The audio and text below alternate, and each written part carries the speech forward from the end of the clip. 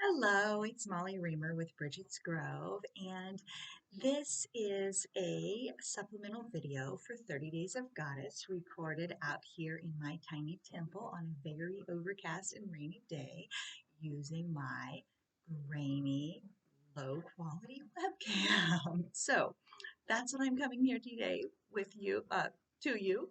And I wanted to make this video about ways to participate in 30 Days of Goddess without making a book and without having to write or draw anything. And I made a little handout that goes with it. So if you don't want to listen to the video, you can download the handout instead. And I started to jot down some notes after I saw a couple people comment about not having time to work on the book or not feeling it, not really feeling that inspired to create in that way. And so I really felt like I wanted to emphasize and add that what I consider to be a 30 Days of Goddess practice is a 30-day devotional, goddess-centered practice that nourishes you. It's not about following somebody else's pattern or doing what somebody else tells you to do. It's about what feels good to you. So I provide tools and resources and options and things that I enjoy and ideas that I have based on what I see other people enjoying from things I've created in the past. And that kind of inspires me to keep going. I joke with Mark sometimes that, every time I see somebody imply that they're enjoying something that I've created, it like keeps me going. It's fuel that feeds me for, another month and lights my fire to do more because I see that somebody's using something that I made and that makes me so happy. So, but I know that I create a lot of things and I share a lot of things. And I also know that many of you have other teachers and other Patreons that you follow and other practices that you enjoy and other books that you read and things like that. And so you might not have room for everything that I create. And that's totally fine. These are like resources and options for you, not prescriptions or must do's or have to's. And so I didn't want that to get lost behind feeling like you have failed in some way if you're not making a little book the way that you see other people online making little books. So this practice was one that kind of arrived to me fully formed and ready to go, and then it's been expanded with the little card system that I added to it this session with the little prayer cards and things like that. And those were designed to increase the accessibility of the practice and make it kind of almost a done for you little mini ritual container so that you could mix and match the cards and have something to do without having to make anything. And so truly, and I did mention this too, you can have a weekly practice too. It doesn't have to be daily. I'm a huge fan of daily, and so that is what you will hear me talk about because that's what I like. And but the idea with the 30 Days of Goddess practice is that it's small, it's bite-sized, it's little enough to fit into your life as you live it, not to add a mountain of to-dos to you, but to be something that nourishes and supports you. So I have my little list of and it's 16 items that are ways to participate in 30 Days of Goddess without making a book, without writing or drawing anything. And the idea with this list is that you can choose one practice from it, just one if you want to, and make a commitment, make a promise to yourself, make a vow to the goddess that you're going to participate in that practice every day for 30 days. And here's the secret. If you miss a day, go ahead and just start again the next day. Like, don't let that become the shame and blame that holds you back. The fact that you missed a day, just start the next day. Each day is a new day. So you can go ahead and start the next day. And so maybe your 30 days practice will extend to 35 days. Maybe it will extend to 40 days. So while I encourage a daily commitment, and I encourage you, I think there's a lot of power in keeping that promise to yourself. And I think there's a lot of joy really in showing up for yourself in that way and seeing your capacity to carry it through. But I also know that things happen that are unexpected. And so the last thing that we would want is to skip a day and have that mean you're totally done forever and you can never do it again. All it means is you just start again the next day with the new day. And so the other idea is that you can mix and match from these practices to create the thing that fits you, the thing that suits you most. So you can pick maybe 3 things from the list of 16 and build your own little mini ritual using those 3 things. Or you can use the little cards and build a little ritual with those. Or you can treat the list like a blessing basket and just pick from it, or a buffet, pick from it as your each day, just which one feels like I can do this today, and then do that. And then the next day you might do another one, and the next day you might do another one, the next day you might do two, and the next day you might do three, and the next day you might do the first one again. The idea being that you're still showing up, you're making this commitment, you're keeping your promise to yourself, and you're engaging in a bite-sized, small little practice that is in alignment with a goddess-centered path for you. So here's the ideas. One is simply to watch the tiny daily videos that I post in my Instagram stories, or I have scheduled in the patron-only Facebook group. And so watch the tiny video. They're all 15 seconds long. The longest is 22 seconds. And you watch the 50. So over the course of 30 days, that's like 2.5 minutes.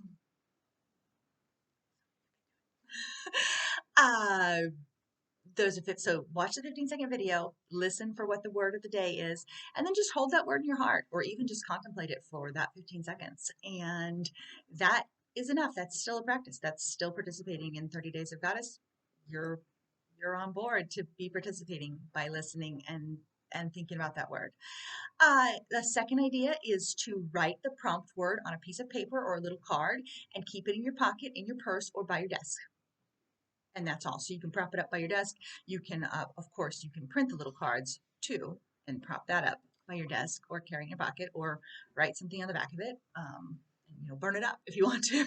But at the end of the day, whatever it is that fits you. But that can be your practice. You write the word down, keep it in your pocket. Number 3 is to pick an oracle card every day. Any deck, but a goddess themed deck, especially in keeping with the 30 Days of Goddess theme. Choosing from a goddess themed deck can be really nice. And the first month that we did this, I chose from the Goddess Guidance Oracle by Amy Sophia Marashinsky, and I just wrote the name of the goddess at the top of the page next to my word of the day. I would write the name of the goddess that I had chosen. And so a fourth idea is to light a candle and read a prayer, or just sit quietly for a few minutes with the candle lit. You may, if you're working with a specific goddess, you may say that goddess's name, light the candle, and that's it. You may want to read one of the prayer cards that are in the little deck. You may want to read one of those prayer cards aloud or silently, or you might wish to read a selection from Whole and Holy, a goddess devotional, or something else. And the other idea is to print out the sets of companion decks that I've already talked about and shown you. So there's lots of little cards, printable, and they do not have to be printed on colored paper. You can print them out black and white, and that's totally fine. And so print out the little sets of decks, and there's other information in a more extensive video about how to use those decks in the resources. But you can choose from them each day, or you might choose to recombine them and glue them down in a prayer book, whether one you made or a pre-printed one that you bought from me. But there's miniaturized versions of little cards, and I am finding it actually surprisingly fulfilling to, and I know this is fuzzy, and it actually uploads quite a bit better for me than I have rural internet, and when I try to upload from my phone, the videos I take on my phone, not only does everybody in the house yell at me about how I've broken the internet and it doesn't work, but it can take hours for even a very, very short video to upload. And from the webcam, because they are lower quality and lower resolution, they upload a lot faster, and it's better for like my household to have them be these fuzzy, horrible looking videos. It feels very like, I don't know what, 90s technology or something. But so in the little book, you can see, you don't have to be able to read the actual words, but you can see the little cards. And so this is literally just cutting the things out and then recombining them this way. And I'm sometimes really pleasantly surprised by how well they seem to work together. And then I thought, well, I created all of them, so no wonder they work good together, because they're kind of coming from a similar place or a similar system or something. But they recombine in a really nice way, even though the individual resources were created for different purposes and for different classes and for different newsletters, and some of them were created actually years apart. They still work really good together, and so that's been like fun surprise for me to discover. But anyway, that's actually really fun. Like you have your little word, and so it says, this is my devotion. I make room to figure it in. And then you just contemplate that for a second, stick it down, and then before you know it, you're building a prayer book without writing anything new and without having to draw or do fancy art or have color printers or anything like that. And so I've been working on this one in just that way. And this is the pre-printed little spiral bound one that we have available in the Etsy shop.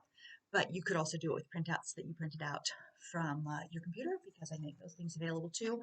I really want this to be something that can reach anybody who wants it and not be something that's withheld because you're not spending money or whatever. And so this one too, this is my one, that the book that I made. And again, so this is a combination where I've written some new things and then I've stuck in some of the little cards and things. Anyway, totally adorable and fun. So, but again, you don't have to make a book, or you don't have to do a book. So I got a little sidetracked there, but the seventh idea is to offer a body prayer as soon as you get out of bed. I often hop up and I look out the window as soon as I get up and offer a little body prayer. And there's different things to do, and there's different movements and things, but what I usually do is just lift my arms open to the sky, put my arms down reach my hands all the way down to the ground, and then I put them on my heart for a minute, or sometimes like this, heart on the hand on the belly, hand on the heart, and it actually takes, that probably takes less than 15 seconds too, and it's a nice way to greet the day, like it's a moment of devotion in the day.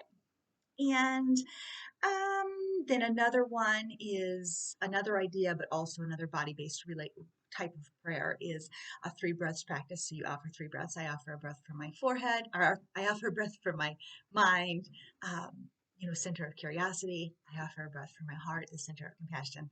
I offer a breath from my belly, a center of creativity. And you can change what that is that you're offering, what's happening there if you want to. And then the other one I use is just a body blessing for our ordinary transitions before I transition to the next activity. Just that movement of my hand. And then I choose next. Then I do the next thing. And so that can be a devotional moment or moment of devotion and a practice, a 30 days of practice. Another idea, number 9, is to ink a woman runes symbol onto your wrist. And then as you go through the day, you glance at your wrist and you can see what it was. So if it was the 2 triangles, let's say the rune of focus, then every time you see your wrist, that's an opportunity to recommit to focus. And number 10 is to memorize a super short prayer and say it in the morning before even getting up, or even just saying it silently in your mind while you're brushing your teeth. So the prayer, keeping it short and simple and memorizable, is important. And so I love having the little cards, and I love having things that I read out loud, but also having a go-to prayer that can be right there on your lips first thing in the morning, or repeated when you're brushing teeth, can be really nice and can be a nice 30 days practice. And if I'm not being clear, I'm talking about doing one of these things. I'm not talking about like, oh my gosh, now I have to do 3 hours worth of devotional practice in order for it to count. I'm talking about choosing 1, 2, 3, maybe just one of these things, and then committing to that on that 30-day basis, and dedicating it or committing it to a goddess of your choosing, or to the goddess, the great grand web of incarnation that holds us all. So number 11 is to wear a special piece of jewelry or carry a goddess in your pocket and touch it briefly each time you transition between activities. So it's a tiny little mindfulness touchstone of connection. Or your necklace, you have your jewelry, or goddess in your pocket, and then just touch it, touch her, check in as many times as it crosses your mind during the day, or as many times as you kind of accidentally brush your hand over it, and that can be special to you. And then number 12 is to place a hand on your heart and say something, and this can, again, it can be out loud or it can be inside. So something like, I am whole and holy, or I am enough, I am grateful, or Goddess guide me. I like Goddess Guide Me, Please Walk Beside Me. I kind of sing it, Goddess Guide Me, Please Walk Beside Me. And that can be really nice. Or any other short reminder statement or phrase that helps you to feel connected. But just that, and so again, these are like 10 seconds, 15 seconds. We're talking about really, really micro level practices, but with sustained commitment. Micro level practices with still sustained commitment. So Goddess Guide Me. And then right on to the next thing. 13 is read one page of an inspirational book every day. There's quite a few nice daily readers, or you can use Whole and Holy for that, or you can use one of my other poetry books if you enjoy those, or you can use, a Mary Oliver book or another type of daily devotional. It will totally work for you. Number 14 is to sing or chant or to listen to a song. Like maybe you have a song that you enjoy that you just hit play on in the morning when you're brushing your teeth. I'm a big fan of rolling devotional practices into other everyday activities that we already do. So when I'm making my bed in the morning, I often offer a little blessing of gratitude or a little prayer of gratitude as I'm making the bed. And when I brush my teeth, I usually have my morning prayers that I say before I get up, but sometimes I don't finish them because you have to use the bathroom or you want to, you need to hop up. And I'll finish those prayers while I'm brushing my teeth and brushing my hair and things like that. And you just finish them and they go in your mind. And so you can sing while you're doing that. You can chant while you're doing that. If you practice yoga, you can chant at the end of yoga. 15 is to dab a bit of ritual oil or water on your forehead and wrists and offer yourself, a bit of a blessing, a bit of a dedication, or reaffirm a vow that you've made to the goddess that you're working with. And then number 16 is to take a photo every day, either related specifically to the prompt word. So like, for example, the day I'm making this video, the prompt word is build. And so you would take a video that reminds you of that prompt word, the build word, like what represents build to you. And it could be a photo of a bird building a nest, or it could be something that you are building, or your partner or your child or a friend that you're spending time with and you're building and nourishing that relationship. So you can take a photo of the day that either relates to the theme word or perhaps that's of a goddess. Like maybe you commit to, I'm going to take this goddess with me and have her picture in the wilds, on my walk or when I'm walking the dog or whatever it is that you're doing. Maybe even cooking dinner, like when you're cooking dinner, then she's there and you take a picture. And or a selfie. Maybe you take a selfie that relates to the theme word or that isn't even related to the theme word. It's just a selfie every day for 30 days. But the commitment is there to a 30-day goddess-centered practice. And so those were my ideas. Oh my goodness, that video was a lot longer than I thought it was going to be. So luckily you have handout versions, so you don't have to watch me the whole entire time if you don't feel like it. I'm gonna pop away for a second because another pocket goddess falling down onto the ground.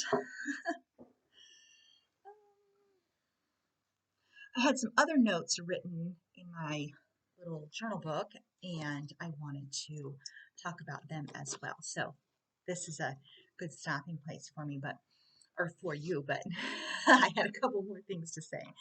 And this practice, this 30 Days of Goddess practice, was born out of seeing how many people ask kind of how. So they're interested in goddess-centered practices, they're interested in the goddess-centered spiritual path, they're interested in working with the goddess, but they don't know how. Like, where is that? So for me, it starts with daily practice. And when I was getting going with this work, with this relationship, with this spirituality, I made a commitment. I sat at my altar space near a window at the time every morning, and I often I had a little amethyst crystal. I'd hold a little amethyst crystal or hold the goddess in the other hand, and that was my practice. And I guess what I'm getting at is it isn't big to start with necessarily. It's the accumulated effect that creates change or that creates relationship or that deepens connection. So if my ideas seem very small and even overly simplistic, it's because those are the things that can fit. Those are the things that can fit into our life. And as we commit to them, the goddess-centered living and the perception of relationship and the signs and signals and messages and inspiration that kind of settles in and starts to permeate your living. It permeates the way you are living and how you are feeling because you're doing these little small things. And that's where the commitment is. So making the commitment to huge and then not being able to keep it up can be very disheartening. Making the commitment to small and then keeping up with it then allows it to build and deepen and eventually kind of surrounds you. So if they seem small, that's on purpose because these are small things that end up constructing a full life.